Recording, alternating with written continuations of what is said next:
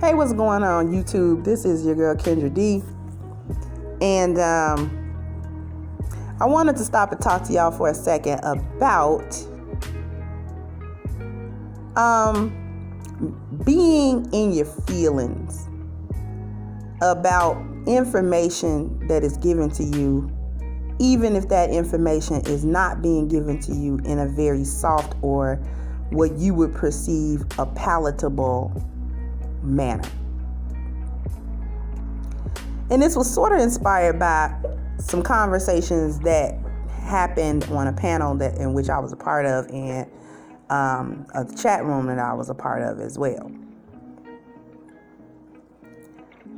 And without getting into what was said and what the topic was and all of that, because that's not terribly important, but there were a couple of Black Order members on the panel.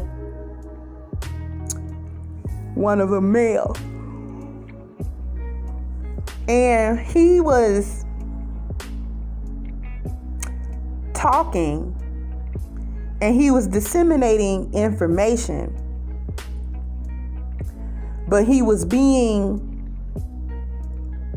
what some would consider vulgar as he was doing it. And I don't mean sexually vulgar. I mean, he was using cuss words and this and that and saying bitch and all of that. And so there were some females in the chat who, were expressing their disdain for his use of the language. And he doesn't have to call anybody a bitch, and he doesn't have to do this, and he doesn't have to do that. Which they are entitled to what they feel, you know what I'm saying? And how they perceive things. I'm not really here to argue that. However, he expressed, as a little bit of time went on, he expressed why he was doing what he was doing. And part of that explanation was that, listen, sometimes you're going to hear information that you need, but it will not be packaged in a way that you like. Do you dismiss this information because you don't like the packaging it came in, or do you disregard the packaging and take the information anyway? And see, that's sort of the focal point of what I wanted to talk about, because getting in your bag about how something was said to you is typically a female issue. We as women have a whole lot of feelings about how something is said to us and how something is presented to us. Mainly because we don't like orders that are in the form of orders. We don't like commands that come in the form of commands. We like commands that come in the form of questions or pleases and thank yous and so forth and on. So we never like to actually feel like, particularly a man, is actually telling us something and not asking us about it. But even aside from the male-female dynamic, women in general like for information to be given to them in a way that makes them feel good about this information. And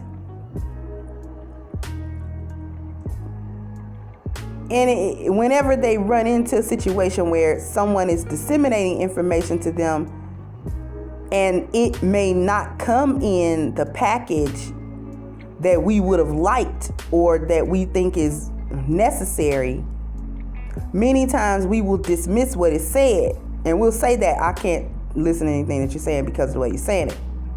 We will dismiss information based solely upon the packaging that it came in. Now, that can have its place. You see what I mean? There are certain situations where your delivery is just as key as the information that is being delivered, okay? And it is up to the people disseminating information to understand the crowd or the person that they are trying to reach or trying to talk to. But we must also understand that softness is not always the most efficient or effective way to actually disseminate information. Okay? Sometimes you're going to get information and it will be delivered to you angrily, or it will be delivered to you urgently, or it will be delivered to you without a lot of tact, or it will be delivered to you without thinking about the ramifications of your feelings behind the delivery. Okay? And see, what we have to do as women, and also feminine thinking men, because I've read into men who have that same issue. If things aren't said to them a certain way, they will disregard. And that is a feminine kind of trait. Okay?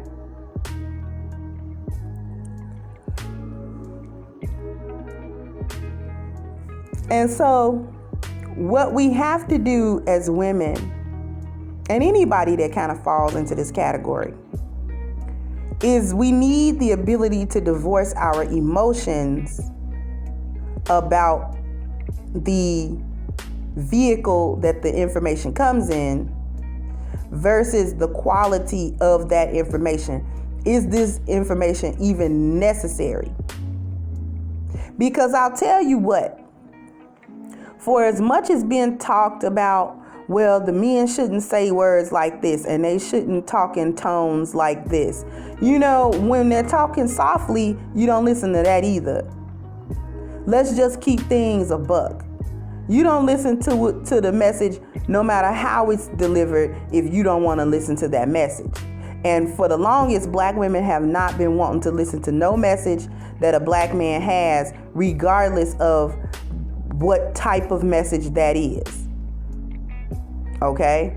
Whether he was delivering it to you softly or he was delivering it to you harshly, you haven't wanted to accept that information anyway. And I find the outrage about being called bitches and all that kind of stuff, I find that to be selective outrage, because we call each other bitches. You be like, bitch, girl, bitch, please. You will say that to your girlfriend in a minute.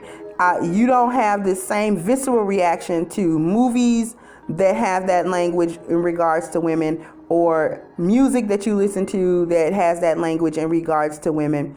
I doubt that you have this outrage everywhere. Seems like it's only outrageous when we are talking to black men on like these social media platforms or what have you, and they happen to speak in a harsher tone than we want them to speak. Then all of a sudden, their message can't even be listened to or taken seriously because they're using language we don't want to hear, or we find that language to be maybe disrespectful or what have you. But like I said, I find that to be I find that to be disingenuous, number one, and selectively outraged. You know, you get mad at it when you want, you bring it up when you want. Because I can do the same thing. I've delivered messages both ways. I have been tough and roasted your ass, and I have sat and used my very extensive vocabulary and a calm voice and even a little calm ambiance music to talk to you about your behavior, and you still troll and you still act a fucking fool.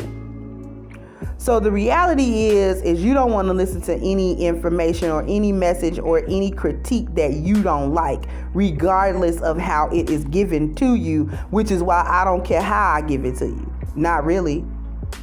I give it soft or hard depending on my mood that day.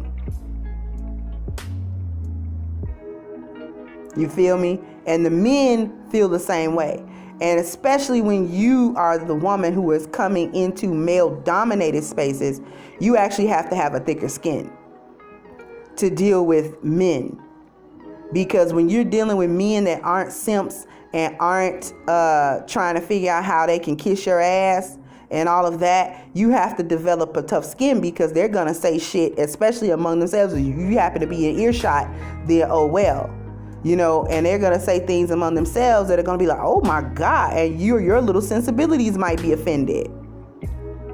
But then you have to remember, I did come over to this male-dominated space. And who knows what they could be talking about. It's the same thing as if men come to female-dominated spaces. They might be hearing some shit like, what the fuck is y'all talking about? Well, you did come over to female-dominated space. And this is girl talk, hen talk. And you coming in trying to decipher hen talk. You can't decipher hen talk. So you might as well scratch your head and go head on. You see what I'm saying? Because it don't really pertain to you anyway. And we might say some shit that you get offended by. But you have to remember, you came over to a space where there were all women, and we were talking about something. And we were talking about it as women would discuss it among each other. So it would have to be remembered, right? So I don't see men coming over to female-dominated spaces and then complaining about how the women are conducting themselves over there.